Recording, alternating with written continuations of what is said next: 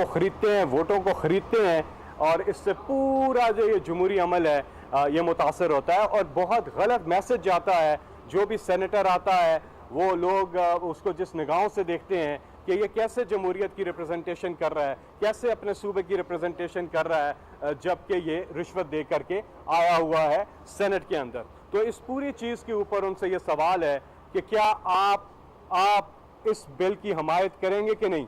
अभी आप देखें कोर्ट में भी प्रोसीडिंग्स जो चल रही हैं, अदालत से हुकूमत ने राय मांगी है, इंटरप्रिटेशन मांगी है कि क्या हमें कॉन्स्टिट्यूशनल अमेंडमेंट की तरफ जाना चाहिए या हम वैसे इसको कर सकते हैं एक्ट ऑफ पार्लियामेंट के तहत और रूल्स के अंदर तरमीम करने के तहत।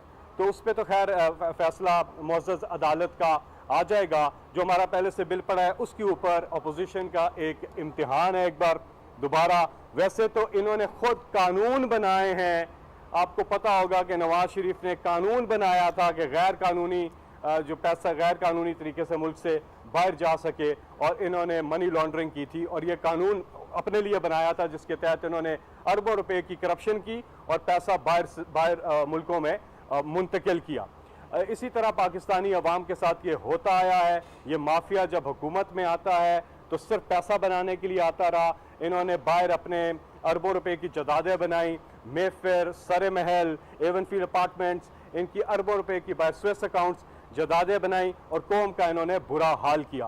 तो बहरहाल ये चीज़ देखी जाएगी। इमरान खान साहब वो शख्सियत हैं, जब क्रिकेट में भी थे तो आपको पता है कि हिंदुस्तान में जब क्रिकेट मैचेस होते थे तो हिंदुस्तान जो है वो अपनी टीम को उनके अंपायर्स जिता देते थे।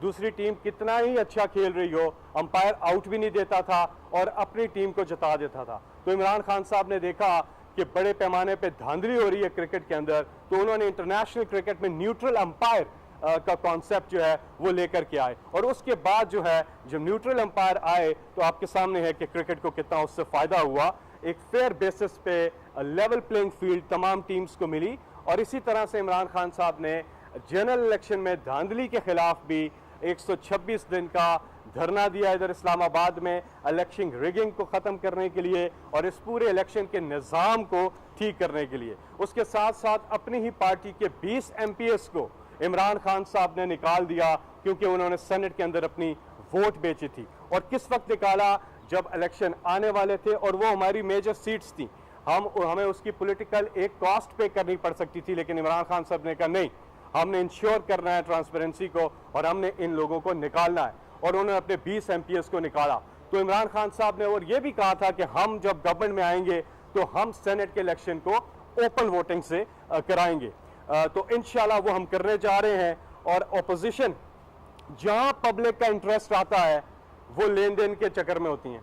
वो कहते हैं, फिर कहते हैं जी अच्छा हम आपको वोट दे देते हैं फैटफ के अंदर अगर आप नैब के कवानीन में तरमीम करें हमारी मर्जी की। उनकी मर्जी के 34 अमेंडमेंट्स लेकर के आए। कहते हैं कि 99 से पहले के केसेस खत्म करें, 99,99,999 रुपए तक की करप्शन करने दें और नैब जो है वो मनी लॉन्ड्रिंग को ना देखे क्योंकि सारे केसेस इनके मनी लॉन्ड्रिंग के हैं। और भी इसमें डिटेल्स हैं, उनके सारे ये लोग बेनिफिशरी बनते हैं। इमरान खान साहब ने कहा कि ये NRO आपको नहीं मिलेगा। एक बार फिर पब्लिक इंटरेस्ट की लेजिस्लेशन आ रही है। अब देखते हैं ये क्या करते हैं। इनको वोट देनी चाहिए।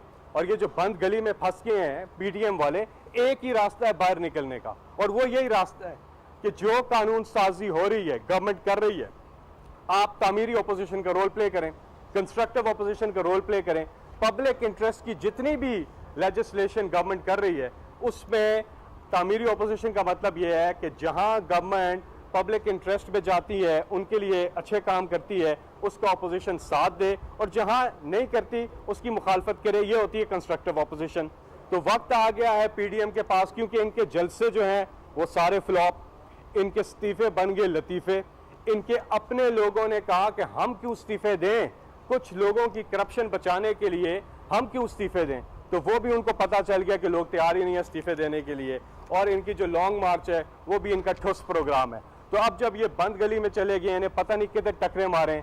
और NRO तो इमरान खान साहब नहीं दे रहे, लेकिन इस गली से एक निकलने का, बंद गली से एक रास्ता है और वो रास्ता ये है कि आए इस ज़बरदस्त कानून साजी में गवर्नमेंट का साथ दें और ताकि हम ये कॉन्स्टिट्यूशनल अमेंडमेंट करें और सेनेट की जो वोटिंग है इसको हम ओपन करें ताकि इधर से करप्शन का खात्मा हो। हमने हर सतह पे इमरान खान से तैयार किया हुआ है, हर सतह पे करप्शन का जो है वो खात्मा करना है। ये वाहिद रास्ता है मुल्क के लिए आगे जाने का, ये वाहिद रास्ता है कि हम अपने गरीब को उसका हक दे सकें।